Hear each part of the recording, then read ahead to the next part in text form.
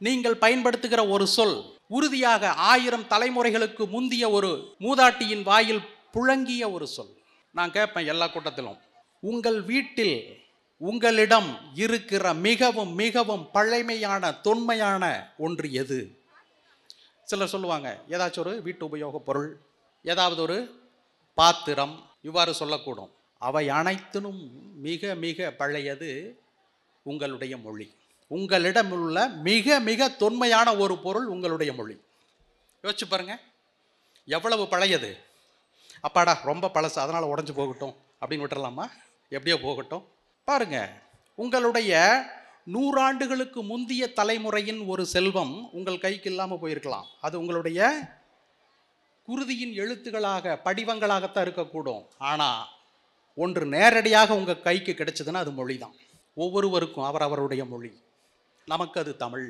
இந்த மொழிக்கு தன்னளவிலேயே தன்னை தூய்மைப்படுத்தி கொள்ளும் ஒரு இயல்பு இருப்பதால் தான் நீங்கள் ஆங்கில சொற்கள் பெயர் சொற்களாக மட்டும்தான் உள்ள வர முடியும்.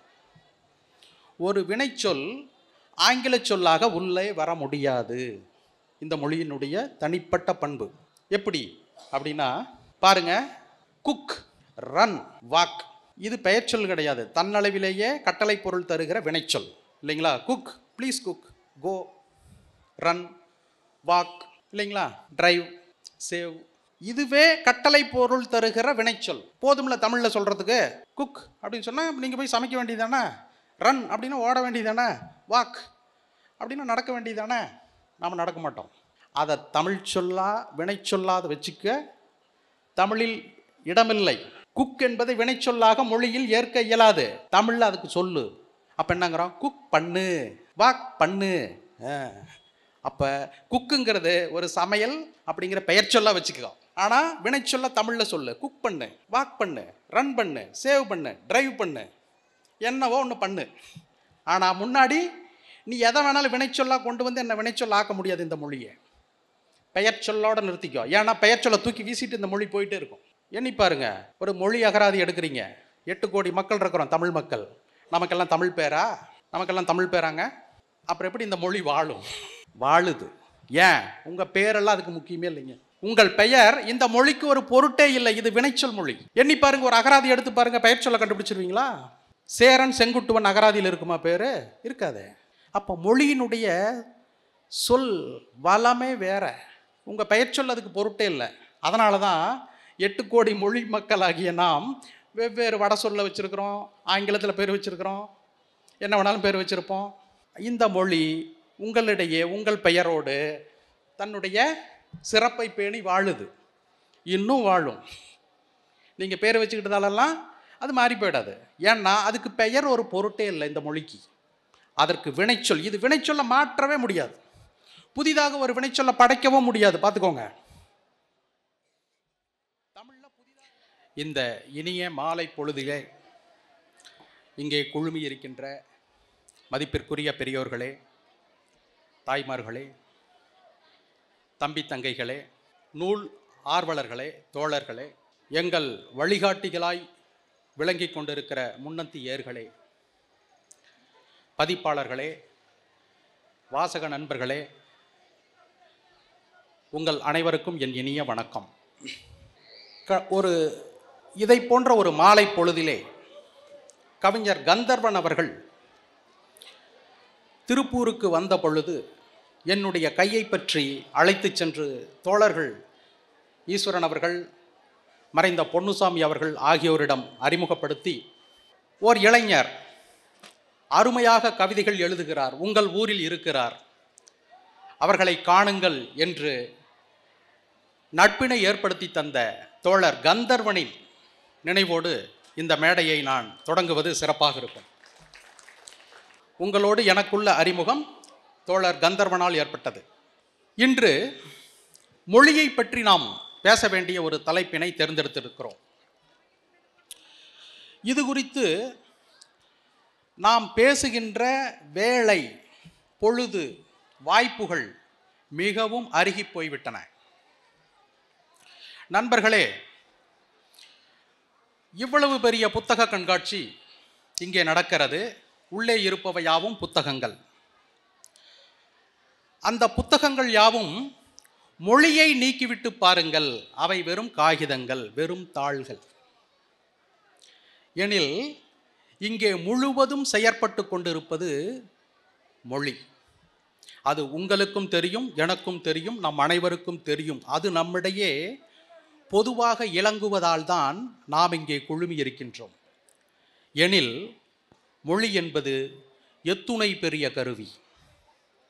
அதோ பாருங்கள், சிந்துவெளி நாகரிகம் அனைத்தும் மண் சுவடுகள், அனைத்தும் தொல் எச்சங்கள்.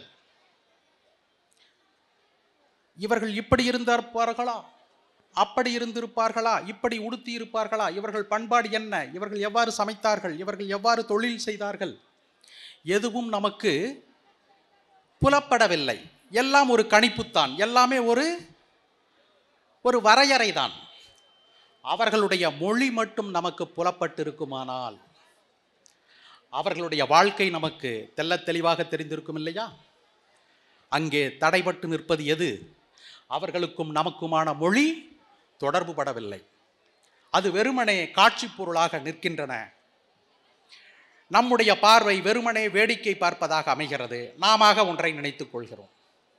எனில் இந்த மொழி, ஒவ்வொருவருக்கும் மொழி மனத்தில் எவ்வளவு செயல்படுகிறது, எண்ணங்களை எவ்வளவு இயக்குகிறது என்று நீங்கள் நினைத்து பார்த்துக் கொள்ளுங்கள். இங்கே அனைத்தும் மொழிதான் என்று நீங்கள் நினைத்து பார்க்கையில் வியப்படைவீர்கள். உங்களுடைய மொழிதான் உங்களை இயக்குகிறது. அதன் வழியேதான் பண்பாடு உள்ளே நுழைகிறது. அதனுடைய கண்ணீரும் அதனுடைய மகிழ்ச்சியும் உங்களை பற்றி பிடிக்கின்றன. மொழியின்மை இல்லையேல் ஒன்றுமில்லை. நம்மிடையே எந்த கருத்து பரிமாற்றமும் நிகழாது. இல்லைங்க, என்னங்க பெரிய மொழி, அது வெறும் கம்யூனிகேஷன் தானுங்க, ஒரு தொடர்புக்கா சாதனம். அதில் என்ன இருக்குது, எனக்கு தெரிஞ்சதை நான் பேசுகிறேன், உங்களுக்கு தெரிஞ்சதை நீங்கள் பேசுகிறீங்க, இவ்வளவு தானே என்பது ஒரு தொடக்க நிலை. ஆமாம், மொழி என்பது தொடர்பு கருவியும் தான். ஆனால் அதற்கும் மேலே அனைத்தும் ஆம். எப்படி? உங்களை மொழியால் கண்ணீர் வர வைக்க முடியும். உங்களை கடுமையாக ஏசுகிறார் ஒருவர், திட்டுகிறார், உங்கள் சினத்தை தூண்டுகிறார், சொற்களால் முடியும். உங்களை சாட்டையால் வெளுத்தால் கூட உங்கள் கண்ணீர் சிந்தாது, உங்கள் கண்களில் இருந்து கண்ணீர் வராது. ஆனால் ஒரு சுடுசொல் உங்களுடைய கண்ணீரை பெருக்கிவிடும். இதயத்தை பொசுக்குகின்ற ஒரு சுடுசொல் நம்மை உருக்கிவிடும். ஆனால் தீயால் சுடினும் நம்மிடம் கண்ணீர் வராது போகலாம். ஆனால் மொழியின் ஒரு சொல் நம்மை வீழ்த்திவிடும். இந்த உலகப் பொருள்கள் எதுவுமே நமக்கு மகிழ்ச்சி தராமல் போகலாம். ஒரு கொஞ்சல் மொழி, ஒரு செல்லம், ஒரு அன்புடை சொல் நம்முடைய இன்பத்தை பெருக்கி விடலாம். கண்ணே, மணியே, கட்டி கரும்பே என்று சொல்லும் பொழுது ஒருவருடைய உள்ளம் பொங்கக்கூடும், பெருகக்கூடும். எனில் மொழியானது உணர்ச்சிகளின் கருவியும் ஆம். அப்படியானால் பாருங்கள், இங்கே மிகவும் எளிமையாக கையாளப்படுவது இந்த மொழி. மிக மிக மேலோட்டமாக போகிற போக்கில் நமக்கு தெரிந்த மட்டத்தில் வைத்துக்கொண்டு ஒன்றை கையாள்கிறோம். பாருங்கள், இது தோன்றி பல 10,000 ஆண்டுகளுக்கு முன்பே இதன் தொடக்கச் சொல் தோன்றி இன்று நம் கையில் வந்து நிற்கிறது என்றால் இது எத்தனை தலைமுறையை தாண்டி வந்திருக்கும்? நீங்கள் பயன்படுத்துகிற ஒரு சொல் உறுதியாக 1000 தலைமுறைகளுக்கு முந்திய ஒரு மூதாட்டியின் வாயில் புழங்கிய ஒரு சொல். நான் கேட்பேன் எல்லா கூட்டத்திலும், உங்கள் வீட்டில் உங்களிடம் இருக்கிற மிகவும் மிகவும் பழமையான தொன்மையான ஒன்று எது? சிலர் சொல்லுவாங்க, ஏதாச்சும் ஒரு வீட்டு உபயோகப் பொருள்,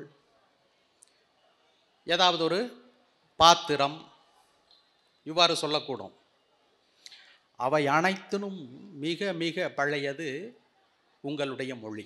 உங்களிடம் உள்ள மிக மிக தொன்மையான ஒரு பொருள் உங்களுடைய மொழி. யோசிச்சு பாருங்க, எவ்வளவு பழையது. அப்பாடா ரொம்ப பழசு, அதனால் உடஞ்சி போகட்டும் அப்படின்னு விட்டுறலாமா? எப்படியோ போகட்டும். பாருங்க, உங்களுடைய 100 ஆண்டுகளுக்கு முந்தைய தலைமுறையின் ஒரு செல்வம் உங்கள் கைக்கு இல்லாமல் போயிருக்கலாம். அது உங்களுடைய குருதியின் எழுத்துக்களாக படிவங்களாகத்தான் இருக்கக்கூடும். ஆனால் ஒன்று நேரடியாக உங்கள் கைக்கு கிடைச்சதுன்னா அது மொழி தான். ஒவ்வொருவருக்கும் அவரவருடைய மொழி. நமக்கு அது தமிழ். பாருங்க, ஒரு 100 ஆண்டு தலைமுறையினுடைய மூதாதையினுடைய ஒன்று உங்கள் கையில் கிடைத்திருக்கிறது. அதனை எவ்வளவு பாதுகாப்பாக, பத்திரமாக, நன்றாக மேலும் செம்மைப்படுத்தி சிறிதும் அதற்கு சேதாரமின்றி பயன்படுத்த வேண்டும். நாம் அப்படியா பயன்படுத்தி கொண்டிருக்கிறோம் என்று உங்களையே கேட்டுக்கொள்ளுங்கள். இந்த மொழியை, இது மாபெரும் சொத்து, இதுதான் உணர்ச்சி கருவி, இதுதான் பண்பாடு, இதுதான் இலக்கியம், இதுதான் நம் கலை என்று உணர்ந்தவர்கள் இதனை குறித்து ஆராய்ந்தார்கள். எல்லாரும் பேசுகிறோம், பேச்சு ஒரு சொல், அதற்கு ஒரு பொருள், இப்படி பெருங்கூட்டத்தாரிடையே பழகிய பிறகு அதற்கு ஒரு வரையறை காண்கிறார்கள். எண்ணி பாருங்க, இது இப்படி இருந்தால் தான் தொடர்ந்து நீடிக்க முடியும், நிலைக்க முடியும் அப்படிங்கிறது எல்லா இயல்களுக்கும் உண்டு. இந்த கூடம் இருக்கிறது என்றால் இதில் அனைத்தும் செங்குத்தாக நிற்க வேண்டும், அனைத்தும் படுகடையாக அமைக்க வேண்டும். இதுதான் கட்டுமானம், இல்லைங்களா? இல்லை கொஞ்சோண்டு இது கோணையாக இந்த தூண் போக அது அப்படியே கொஞ்சம் சரிவாக இறங்க அங்கொன்று இங்கொன்று நிலைத்தால் நிற்குமா? எனில் நிற்க வேண்டியவை அனைத்தும் செங்குத்தாக நிற்க வேண்டும், கிடக்க வேண்டியவை அனைத்தும் படுகடையாக இருக்கணும். அப்போ தான் ஒரு கட்டடம் நிற்கும், ஒரு கூரை நிற்கும். எல்லாமே எண்ணி பாருங்க, ஒரு வானூர்தி போகிறது, எத்தனை ஒழுக்கங்கள் அவற்றுக்குள், எத்தனை விதிகள், எத்தனை துல்லியங்கள் அதற்குள் அடக்கம். இங்கே ஒரு மகிழுந்து இருக்கிறது, அதற்குள் எத்தனை ஆராய்ச்சிகள், எத்தனை அளவீடுகள், எத்தனை செப்பங்கள் அதற்குள் உண்டு. எனில் மொழி மட்டும் என்ன ஏனோதானோ பொருளா? அதற்குள் எவ்வளவு நுண்மைகள் இருக்கக்கூடும். உங்கள் மனத்தின் கருவி, மனத்தின் இயக்கு விசை அது. அது எவ்வாறு இயங்குகிறது, அது எவ்வாறு ஒரு சொல்லாகிறது, ஒரு சொல்லை சொல்லும் பொழுது அடுத்த சொல்லோடு அது எவ்வாறு சேர்கிறது,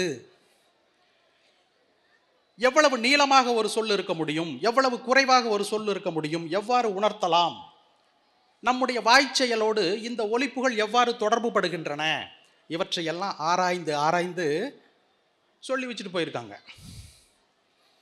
அதைத்தான் இலக்கணம்னு சொல்கிறோம். பாருங்க, மொழி 2 பிரிவுடையது. பயன்பாட்டில் அது பேச்சு, எழுத்து. நடைமுறையில் அது இலக்கணம், இலக்கியம். பாருங்க, இலக்கியம் குறித்து பேசுவதற்கு இன்று தமிழ்நாட்டில் பல்லாயிரக்கணக்கினர் இருக்கிறார்கள். இலக்கணம் குறித்து பேசுவதற்கு யாரேனும் இருக்கிறாரா? நாம் தான் அக்கறைப்பட்டோமா? நாமே நமக்குள் ஒரு தேடல் இருந்ததா?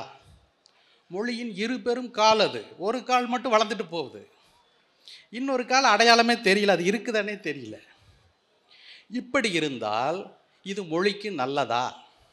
மொழிக்கு இருக்குங்க, நாளைக்கு அழிஞ்சு போயிடும். எத்தனையோ மொழிகள் அழிஞ்சிருக்கு. 6000 மொழிகள் இருந்த இடத்துல பல நூறு மொழிகள் அழிந்து போயிருக்கின்றன. அது போய்க்கும். ஆனால் யாருக்கு இழப்பு? மொழி மக்களாகிய நமக்குத்தான். நம்முடைய மனக்கருவி, நம்முடைய தொன்மை கருவி, நம்முடைய தொல்பொருள். எனில் மொழியை பற்றிய விதிகளை சமைத்தார்கள். இயற்பியல் இருக்குங்க, அது என்ன சொல்லுது? அது ஒரு அறிவியல். அது என்ன சொல்லுது? இயற்கையினுடைய அனைத்தையும் ஆராயுது. இப்படி இப்படி இது இருக்குதுங்க அப்படின்னு அவங்க சொல்றாங்க. அது ஒன்று விதியா, சட்டமா? இல்லையே. அப்ப இயற்கை பொருள்களை பற்றிய அறிதல், அதுதான் இயற்பியல், இல்லைங்களா?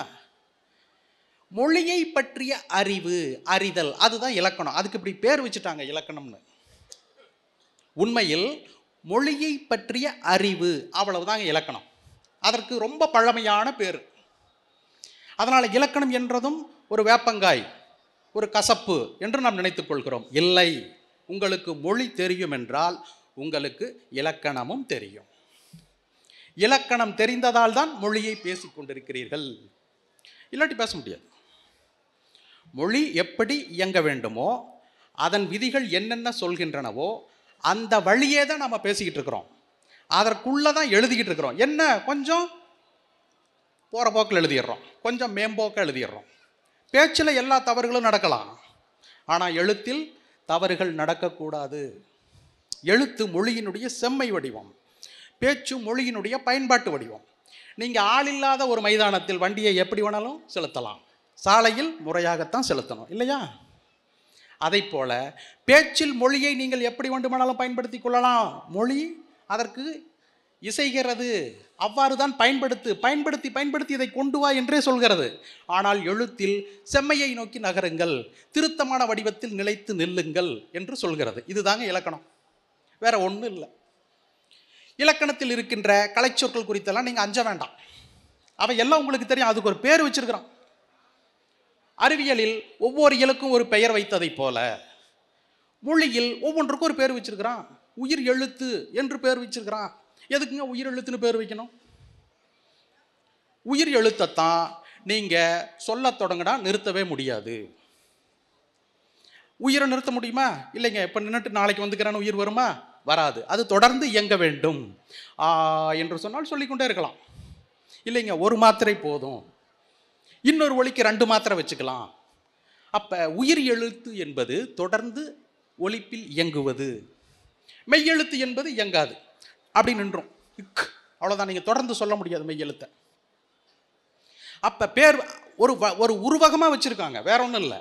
இலக்கணத்தில் பெயர்களை உருவகமாக வச்சுருக்கிறாங்க. நாம் என்ன பண்ணுறோம்? மொழிங்கிறது பேச்சு ஒலிப்பு. நாம் என்ன பண்ணுறோம்? ஆங்கிறது இந்த வாயிலிருந்து வருது பார்த்தீங்களா, ஆங்கிற ஒளி, அதுதான் மொழி. ஆ என்பது என்ன தெரியுமா? அதான் அப்படின்னு போர்டில் காட்டுறோம், கரும்பலகையில் ஆ எழுதி, இதுதான் ஆ அப்படிங்கிறோம். அது ஆ இல்லை, இதுதான் ஆ. வாய்ச்சொல் தான் ஆ. இந்த ஒளியை பற்றிய அறிவு, அவ்வளவுதாங்க எல்லாமே. மொழியினுடைய இலக்கணம் முழுக்கவே மொழியை ஒலிக்கின்ற ஒலியை பற்றிய அறிவு, அவ்வளவுதான். அதை பற்றிய விளக்கம். இப்போ பேச்சு தமிழ் இருக்கு, நாம் பயன்படுத்துகிறோம். நம்ம ஊரில் நாம் தவறாக பொருத்தமின்றி பயன்படுத்தி கொண்டு இருக்கிறோமா அப்படின்னு பாருங்க. இப்போ நம்ம ஊரில் சொல்கிறோம், என்ற பையன், என்ற வண்டி, உன்ற வீடு இப்படின்னு சொல்கிறோம். இப்போ பாருங்கள், என்ற உன்ற இதெல்லாம் வந்து கோவை வழக்கு. இது திருத்தமான செந்தமிழ் வழக்கு. என்றன் வீடு, உன்றன் பேச்சு, உன்றன் வண்டி, என்றன் கருத்து. என்றன்கிறது பாருங்க எவ்வளவு பெரிய திருத்தமான சொல்லு. சினிமா பாட்டில் கூட எந்தன் உந்தன்ட்டு கிடப்பாங்க. ஆனால் கோவை வழக்கில் திருத்தமான செந்தமிழ் சொல்ல பயன்படுத்திக்கிட்டு இருக்கிறோம், என்ற உன்றங்கிறது. அது ஒன்று கொச்சை வழக்கு இல்லை. உங்களுக்கு இலக்கணம் தெரிய போய் இந்த மக்களுக்கு இங்கே பிடிச்சி நிற்கிறாங்க. என்ற என் தன் என்றன் அப்படின்னு ஆகும், அதைத்தான் பயன்படுத்தணும் அப்படின்னு மக்கள் பேச்சு வழக்கில் இலக்கணம் இருக்குது.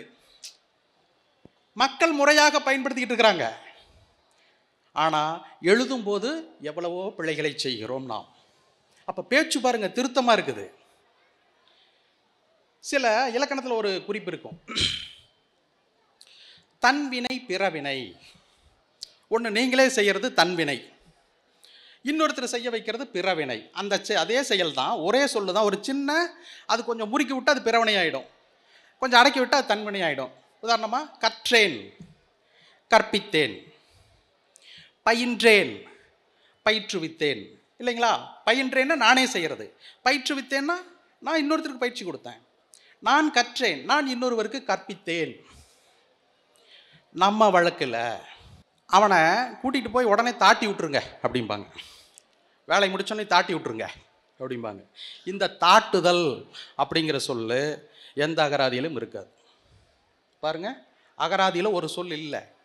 அகராதி எல்லா சொல்லையும் தொகுத்து வச்சுட்டு உட்காந்துருக்குது, இலக்கியத்திலிருந்து எடுத்து. மக்கள் வந்து தாட்டி விடுங்க, கொஞ்சம் வேலை முடிஞ்சோடனே உடனே தாட்டி விட்டுருங்க அப்படிங்கிறோம். அப்போ இது என்ன தாட்டுன்னு ஒரு சொல் இருக்குதே, எங்கேயுமே இல்லையே, இலக்கியத்தில் இல்லையே, அகராதியில் இல்லையே. என்னன்னு பார்த்தா பாருங்க, தாண்டு அப்படின்னு ஒரு தன்வினை சொல் இருக்குது. தாண்டுதல், தாண்ட வைக்கிறது, நீங்களே தாண்டுறது. நகர்த்தி விடுறது. அதை இன்னொருத்தனை செய்ய வச்சா தாட்டுதல். அவ்வளோதான். பிறவினை சொல் இருக்கு பாருங்க, மக்கள் கிட்ட பிறவினை சொல் இருக்கு. நீங்களே செஞ்சா தாண்டுதல், இன்னொருத்தரை செய்ய வச்சா தாட்டுதல். நேரத்தை கொஞ்சம் தாட்டிட்டு இருக்கிறான் பாவன், நேரத்தை தாண்ட விட்டுக்கிட்டு இருக்கிறானாமா. பையனை தாட்டி விடு, பையனை தாண்ட வை, அனுப்பி வை. இந்த பொருள்ல மக்கள் கிட்ட தாட்டுதல்ங்கிற சொல் பயன்பாட்டில் இருக்கு, பொருள் இல்லை. அதற்கான அகராதி தேடுனீங்கன்னா பொருள் கிடைக்காது. என்னன்னு பார்த்தா இவங்க தாண்டுங்கிற சொல்ல பிறவினை முறையில் தாட்டுன்னு பயன்படுத்திட்டு இருக்கிறோம் நம்ம பேச்சு வழக்கில். அப்போ பாருங்க, எந்த புலவர் சொன்னார், எந்த அகராதி கிட்ட இருக்கு எடுத்து பாருங்க, எந்த இலக்கியத்தில் பயன்படுத்தப்பட்டிருக்கு, செய்யுள்ள. அப்போ மக்களே ஒரு பிறவினை சொல்லை ஆள்கிறார்கள். அது இன்னும் அரங்கேறலை. அந்த சொல்லு எவ்வாறு பயன்படுத்தி கொள்கிறோம் பாருங்க. இப்போ ஒருத்தர் சுருக்கிட்டு இறந்து விடுகிறார் என்று வைத்துக் கொள்ளுங்கள். என்னன்னு சொல்கிறோம், நாண்டுகிட்டு செத்து போயிட்டான்பா அப்படிங்கிறோம். இந்த நாண்டுகிட்டுனா என்ன பொருள்? நாண்டுகிட்டுனா என்ன பொருள் இல்லைங்களா? ஒருத்தர் தற்கொலை செய்து கொள்கிறார் சுருக்கிட்டு. அதற்கான சொல்லலாம் நம்ம நாண்டுகிட்டே நாண்டுகிட்டாருப்பா அப்படின்னு சொல்கிறோம். ஐயோ சரி தெரியுமா, அவர் நாண்டுகிட்டாரு அப்படிங்கிறோம். இந்த நாண்டுகிட்டுங்கிற சொல்ல பேச்சு வழக்கில் பயன்படுத்துகிறோம்.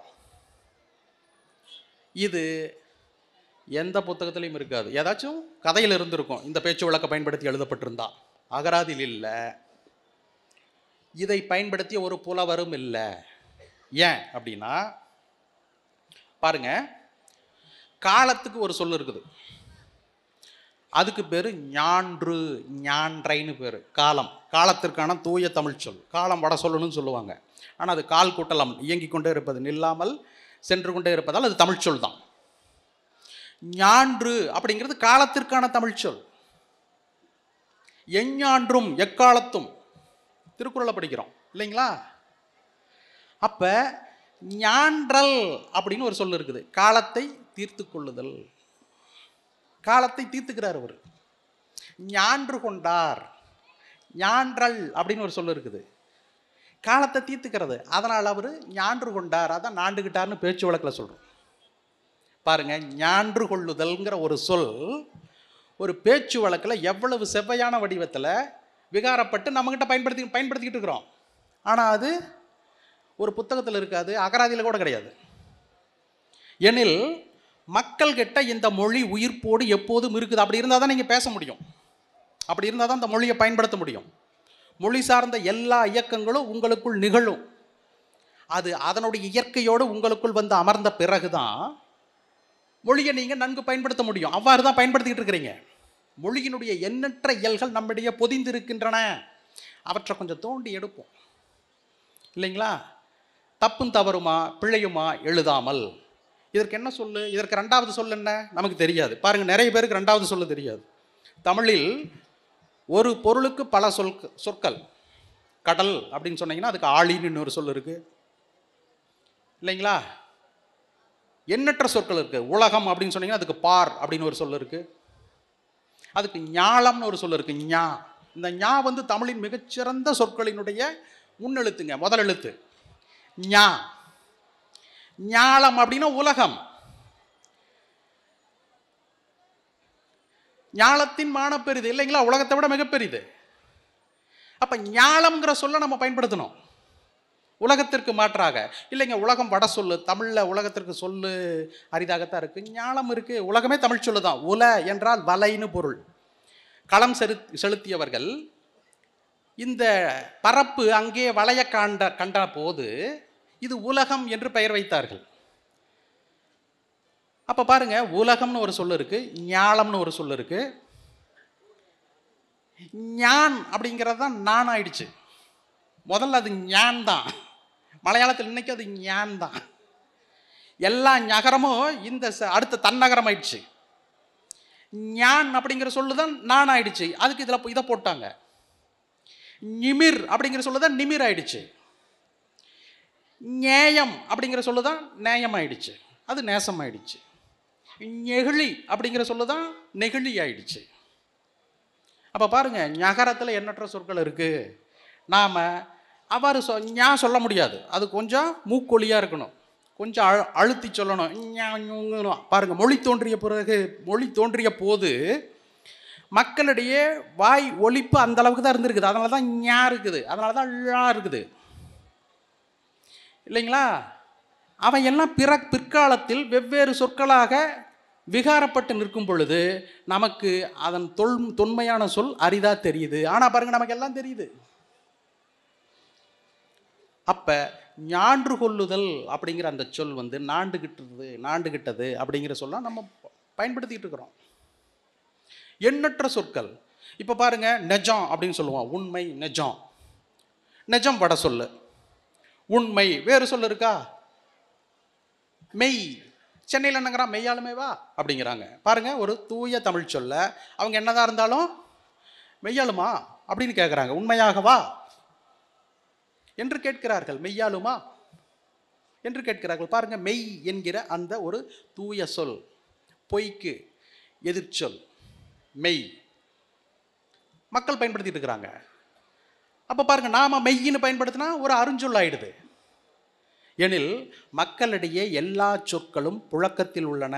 இலக்கணத்தின் எல்லா பண்புகளும் நம்மிடையே பொதிந்திருக்கின்றன. நாம் அவற்றை அடையாளம் கண்டு எடுத்து பயன்படுத்தினால் இந்த மொழி மிகவும் தூய்மையானதாக மாறும், மிகவும் அருமையானதாக மாறும். இந்த மொழிக்கென்று எண்ணற்ற பண்புகள் இருக்கின்றன. ஒரு வட சொல்லுக்கு எதிர்ச்சொல் முன்னே ஒரு சொல் சேர்ப்பதாக முடியும். சுத்தம் அப்படின்னு ஒரு சொல் இருக்குன்னு வச்சுக்கோங்க, அது முன்னாடி ஆ போட்டீங்கன்னா அசுத்தம் ஆயிடும். இது வட சொல் சரிங்களா? சுத்தம் அசுத்தம், நியாயம் அநியாயம், இப்படி இருக்கும். ஒரு எதிர்ச்சொல் போட்டால் போதும், ஒரு எழுத்தை போட்டால் போதும், எதிர்ச்சொல் கிடைக்கும். வடமொழியில், ஆங்கிலத்தில் அப்படித்தான். முன்னாடி ஏதாச்சும் டிஸ் போட்டுக்குவாங்க, இன் போட்டுக்குவாங்க, அன் போட்டுக்குவாங்க, உடனே எதிர்ச்சொல்லாம் பயன்படுத்துவாங்க. தமிழில் ஒரு சொல்லுக்கு எதிர்ச்சொல் மிக மிக புதிய இன்னொரு சொல். ஒருபோதும் அந்த சொல்லில் மாற்றம் பண்ணவே முடியாது. உண்டு இல்லை, ஏற்றம் இரக்கம், உடனே அயேற்றம் பண்ண முடியாது, அந்நேற்றம் எல்லாம் பண்ண முடியாது, மேற்றம் இல்லையெல்லாம் பண்ண முடியாது. தமிழில் ஓர் எதிர்ச்சொல் மிக மிக புதிய சொல், மற்றொரு சொல். எதை வேணாலும் இப்போ எண்ணி பாருங்க. இன்னொரு சொல் தூய்மையின்மைனால எதிர்ச்சொல் சொல்ல முடியாது. உயரம் குட்டை இல்லைங்களா? எந்த எதிர்ச்சொல் வேண்டுமானாலும் பாருங்க, தமிழில் ஒரு எதிர்ச்சொல் புதிய சொல்லாக இருக்கும். இது இந்த மொழிக்கு உரிய பெருமை. அப்போ பாருங்க, ஆங்கிலத்திலேயே என்ன பண்ணிக்கிறாங்க, வட சொற்களை என்ன பண்ணிக்கிறாங்க, முன்னாடி ஒரு சொல்ல சேர்த்து அது எதிர்ச்சொல்லுன்றாங்க. அது இல்லை, சுத்தம் இல்லை அப்படின்னு பொருள், அசுத்தம்னா. ஆனால் தமிழில் அப்படி இல்லை, அல்ல நலம் சேர்த்தி சொல்ல உருவாக்குகிறது இல்லை. ஏன்? இந்த மொழிக்கு அவ்வளவு வளம் இருந்திருக்கு, அவ்வளவு செழுமை இருந்திருக்கு. அப்ப இவ்வளவு ஒரு பெருமதி மிக்க நாம் இந்த மொழியை எவ்வளவு கூருணர்ச்சியோடு பயன்படுத்த வேண்டும், அதை கையாள வேண்டும் என்று நீங்க கருத வேண்டும். போற போக்கில் பண்ணிட்டு இருக்கிறோம், உண்மையாக தாங்க. இன்றைக்கு தமிழ் சார்ந்து, இலக்கணம் சார்ந்து, இந்த மொழியினுடைய அனைத்து இயல்களையும் சார்ந்து செயல்பட்டு கொண்டிருப்பவர்கள் அருகி போயிருக்கிறார்கள், மாணவர்களே தவிக்கிறார்கள். ஆனால் நாம தான் மொழி மக்கள். நம்முடைய பல்லாயிரக்கணக்கான நூல்கள் ஆண்டுதோறும் தோன்றிக் கொண்டிருக்கின்றன. நம்முடைய அனைத்து செயலும் மொழி வழியாக நிகழ்ந்து கொண்டிருக்கின்றன.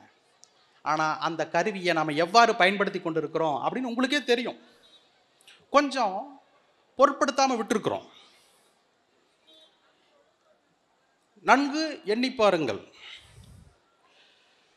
இந்த மொழியை பற்றி பேசுவதற்கும் கேட்பதற்கும் பயில்வதற்கும் தொடர்ச்சியாக இதை மீட்டு சரி பண்ணி கொள்வதற்குமான ஒரு கடைசி காலத்தில் இருக்கிறோம் நாம். இல்லை என்றால் பிற மொழியினுடைய வட்டத்துக்குள் நாம் போய்விடுவோம். இப்போதே நாம் ஆங்கில சொற்களை கலந்து பேசுகிறோம். இந்த மொழிக்கு தன்னளவிலேயே தன்னை தூய்மைப்படுத்தி கொள்ளும் ஒரு இயல்பு இருப்பதால் தான் நீங்கள் ஆங்கில சொற்கள் பெயர் சொற்களாக மட்டும்தான் உள்ள வர முடியும். ஒரு வினைச்சொல் ஆங்கில சொல்லாக உள்ளே வர முடியாது. இந்த மொழியினுடைய தனிப்பட்ட பண்பு. எப்படி அப்படின்னா பாருங்க, குக், ரன், வாக், இது பெயர்ச்சொல் கிடையாது, தன்னளவிலேயே கட்டளை பொருள் தருகிற வினைச்சொல் இல்லைங்களா? Cook, please cook, go, run, walk இல்லைங்களா? டிரைவ், சேவ்,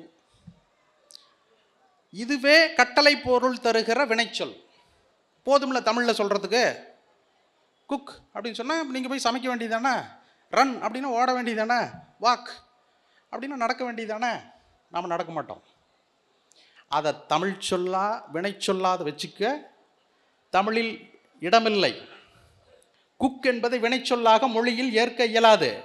தமிழில் அதுக்கு சொல்லு. அப்போ என்னங்கிறோம்? குக் பண்ணு, வாக் பண்ணு. அப்போ குக்குங்கிறது ஒரு சமையல் அப்படிங்கிற பெயர் சொல்ல வச்சுக்கோ. ஆனால் வினைச்சொல்ல தமிழில் சொல்லு. குக் பண்ணு, வாக் பண்ணு, ரன் பண்ணு, சேவ் பண்ணு, டிரைவ் பண்ணு, என்னவோ ஒன்று பண்ணு. ஆனால் முன்னாடி நீ எதை வேணாலும் வினைச்சொல்லாக கொண்டு வந்து என்ன வினைச்சொல் ஆக்க முடியாது. இந்த மொழியை பெயர் சொல்லோடு நிறுத்திக்கோ. ஏன்னா பெயர் சொல்ல தூக்கி வீசிட்டு இந்த மொழி போயிட்டே இருக்கும். எண்ணி பாருங்க, ஒரு மொழி அகராதி எடுக்கிறீங்க, 8 கோடி மக்கள் இருக்கிறோம், தமிழ் மக்கள். நமக்கெல்லாம் தமிழ் பேரா? நமக்கெல்லாம் தமிழ் பேராங்க? அப்புறம் எப்படி இந்த மொழி வாழும்? வாழுது. ஏன்? உங்கள் பேரெல்லாம் அதுக்கு முக்கியமே இல்லைங்க. உங்கள் பெயர் இந்த மொழிக்கு ஒரு பொருட்டே இல்லை. இது வினைச்சொல் மொழி. எண்ணி பாருங்க, ஒரு அகராதி எடுத்து பாருங்க, பெயர் சொல்ல கண்டுபிடிச்சிருவீங்களா? சேரன் செங்குட்டுவன் அகராதியில் இருக்குமா பேரு? இருக்காது. அப்போ மொழியினுடைய சொல் வளமே வேற. உங்கள் பெயர் சொல் அதுக்கு பொருட்டே இல்லை. அதனால தான் 8 கோடி மொழி மக்களாகிய நாம் வெவ்வேறு வட சொல்ல வச்சுருக்கிறோம், ஆங்கிலத்தில் பேர் வச்சுருக்கிறோம், என்ன வேணாலும் பேர் வச்சுருப்போம். இந்த மொழி உங்களிடையே உங்கள் பெயரோடு தன்னுடைய சிறப்பை பேணி வாழுது, இன்னும் வாழும். நீங்கள் பேர் வச்சுக்கிட்டதாலெல்லாம் அது மாறி போயிடாது. ஏன்னா அதுக்கு பெயர் ஒரு பொருட்டே இல்லை இந்த மொழிக்கு. அதற்கு வினைச்சொல். இது வினைச்சொல்லை மாற்றவே முடியாது. புதிதாக ஒரு வினைச்சொல்லை படைக்கவும் முடியாது. பார்த்துக்கோங்க, தமிழில் புதிதாக ஒரு வினைச்சொல் பெயர்ச்சொல் படைக்கலாம், வினைச்சொல் படைக்க முடியாது. தமிழில் இருக்கிற வினைச்சொல்லு தான். வேணா பெயர் சொல்ல போட்டு அதே மாதிரி பண்ணு போட்ட மாதிரி நிலை அப்படின்னு ஒரு பெயர் சொல் போட்டு நிலைப்படுத்து, செறிவுபடுத்து, கூறு ஆக்கு, இப்படி பண்ணிக்கணும் சொற்களை. புரியுதுங்களா? வினைச்சொல் வந்து புதிதாக தமிழுக்குள்ள வர முடியாது. ஒரு வினைச்சொல் புதிது படைக்கவும் முடியாது இந்த மொழிக்குள்ள. பாருங்க, மிக எளிய ஒரு செய்தி. இந்த மொழியினுடைய கட்டமைப்பு இயங்குகிற ஓரிடம் நாம் அறிந்திருக்க வேண்டும். இந்த தன்மையால் தான் இந்த மொழி 10,000 ஆண்டு தாண்டி வந்துருச்சு. பழைய பொருள் என்று தெரிந்தும் நாம பாதுகாக்காத போதும் 10,000 ஆண்டு தாண்டி வாழும். இதை யாரும் ஒன்றும் பண்ண முடியாது. கடைசி வரைக்கும் இந்த மொழி தன்னுடைய இயல்பில் நிற்கும். அப்போ தான் இந்த மொழியை நீங்கள் பேச முடியும், பயன்படுத்த முடியும். இல்லைங்க இதெல்லாம் ஒன்றும் பண்ண முடியாது அப்படின்னா பண்ண முடியாது. இந்த மொழி உங்களுக்கு வாய்க்காது, அவ்வளோதான். அப்போ மொழியை கற்பது என்பது பெயர் சொற்களிடையே இல்லை.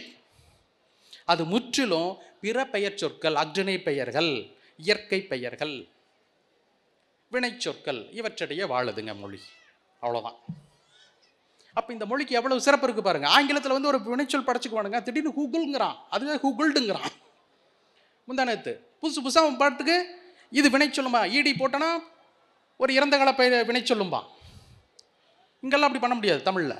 ஏன்னா இது செம்மொழி, இதனுடைய பழமைக்கு ஒரு மதிப்பு இருக்கு இல்லையா? அப்போ நீங்கள் தேடிப்பார் அப்படின்னு தான் சொல்லணும். உங்களுடைய பழமையை தொட்டுத்தான் எழுத வேண்டும். எனில் இந்த மொழி எப்படி இயங்குகிறது என்று பாருங்கள். எவ்வளவு சிறப்போடும் செம்மையோடும் செயல்பட்டு கொண்டிருக்கிறது என்று தெரிந்து கொள்ளுங்கள். ஒன்றும் வேண்டாம், ஒரே ஒரு செய்தியை சொல்லி முடிச்சுக்கிறேன். ஓரெழுத்து ஒரு மொழின்னு இருக்குங்க. ஓரெழுத்து ஒரு மொழி, ஒரே எழுத்து தான், அதுக்கு ஒரு பொருள் இருக்குது, அது சொல்லா இருக்கு. ஓரெழுத்து ஒரு மொழி. 42 எழுத்துக்களை வந்து சொல்லாகவும் பயன்படும்னு நன்னூல் சொல்லுது.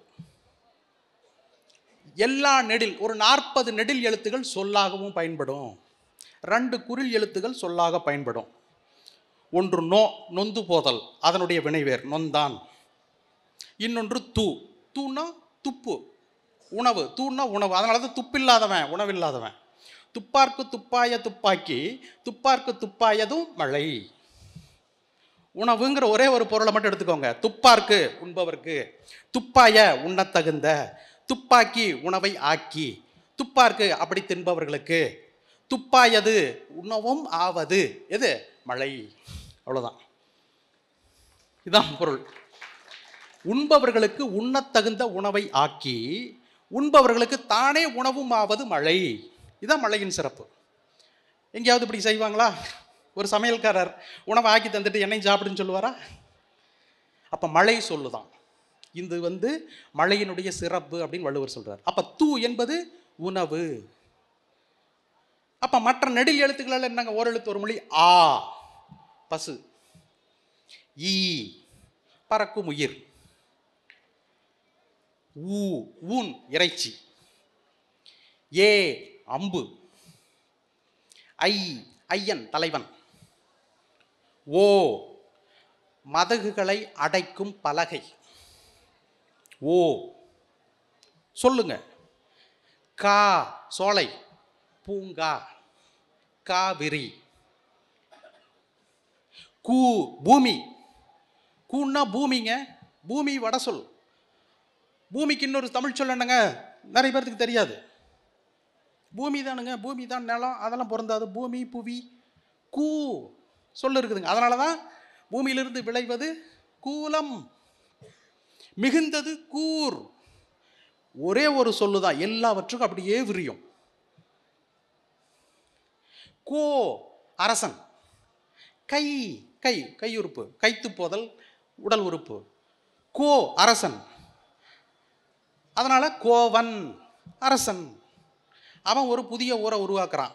அரசன் புதிய ஊரை உருவாக்குறான். புதிய ஊர் புத்தூர். கோவன் புத்தூர். கோவன் கோயில், கோவில் கோயில். கோவன் கோயன், கோயன் புத்தூர். இன்னுக்கு இம்மு போலியா வரும். கோயம் புத்தூர். கோயம் புத்தூர்னு எழுதணும். என்ன எழுதியிருக்கிறோம்? கோயமுத்தூர். எங்க கோயா வந்தார், எங்க முத்து வந்தார்? கோயம்புத்தூர். இது ஆங்கிலத்தில் கோயம்பட்டூர். பாருங்க, மொழி எங்கெங்க காணாம போயிடுச்சு. அப்ப கோங்கிற சொல்ல மட்டும் நீங்க பிடிச்சிங்கன்னா எத்தனை விளக்கங்கள் கிடைக்கும் தெரியுங்களா? ஓரெழுத்து ஒரு மொழியில. சா செத்து போதல், சி ஒளி, சே எருது. எருது வச்சிருந்த கிழார் தான் சேக்கிழார் இல்லைங்களா? சோ மதில், டா வராது, அடுத்து நா வராது. தா கொடு, தீ நெருப்பு, தூ வெண்மை, தே கடவுள். அதனால தான் தேவாரம். தை தை மாதம் தைத்தல். நா நாக்கு, யாகாவாராயினும் நாகாக்க. நீ நீங்கள். நே நேயம் அன்பு. நை நைந்து போதல். நோ நோய் வருந்துதல். பா பாட்டு, பி கழிவு, பூ மலர். பை பே, பேன்னா அச்சம். அதனால தான் பேய் தமிழ் சொல், பிசாசு வட சொல். பே பேன்னா அச்சம். பை பசுமைக்கான பண்பு தொகை சொல்லது பை. திருப்பூர்னுடைய உண்மையான பேரு திருப்பையூர். அழகுமலை குறவஞ்சியில் இருக்குது. திருப்பையூர் இருக்கு அழகுமலை குறவஞ்சியில். பையனா வளம் பசுமை, அதனால தான் பைம்பொழில். பைங்கூழ் பசுமையான புல். பையூர் வளமையான ஊராக இருந்திருக்குது. இன்னைக்கு தான் புன்செய்யூர். நொய்யல் பாய்ந்த வளமையாக இருந்திருக்குது. திருப்பையூர் அழகுமலை குறவஞ்சியில் இருக்கு. சிவன்மலை குறவஞ்சி, அழகுமலை குறவஞ்சின்னு ரெண்டு பழைய நூல் இருக்கு. ஒரு 17ஆம் நூற்றாண்டு நூல் பாருங்க. பை போ போ செல். மா மாம்பழம்.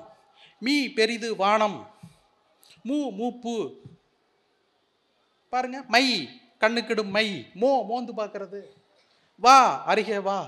வி பூவினுடைய வீழும் நிலை. வை வைங்க. அவ்வளோதான். பாருங்க, ஓரெழுத்து ஒரு மொழியிலேயே தமிழ் சொல்லு டிக்ஷனரியில் பாதி உங்களுக்கு சொல்லிட்டேன். அகராதியில் பாதி சொற்களை நீங்கள் பிடிச்சிடலாம். ஒன்றும் பெரிய விஷயம் இல்லை இல்லைங்க, மொழி நம்மகிட்ட இருக்குங்க இல்லையா? அப்போ இந்த மொழி அதனுடைய அழகியலோடு பெருந்தன்மையோடு பேராற்றலோடு நமக்குள் புதைந்து கிடக்கு. அதை அருமையாக பயன்படுத்த வேண்டிய பொறுப்பும் நமக்கு இருக்கு.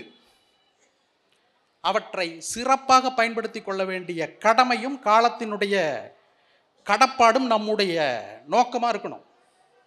ஏனென்றால் இதை மீட்க முடியாது, அழிச்சிட்டாலும் திரும்ப எடுக்க முடியாது. நாம் நம்முடைய மூதாதையர்கள் எப்படி கையில் கொடுத்துட்டு போனாங்களோ அதே மாதிரி கையில் கொடுத்துட்டு போகணும். இந்த இயற்கையை போல அதை செய்யணும். மொழியில் நாம் செய்வதற்குள்ள ஒரே கடமை இதுதான். நன்றி, வணக்கம்.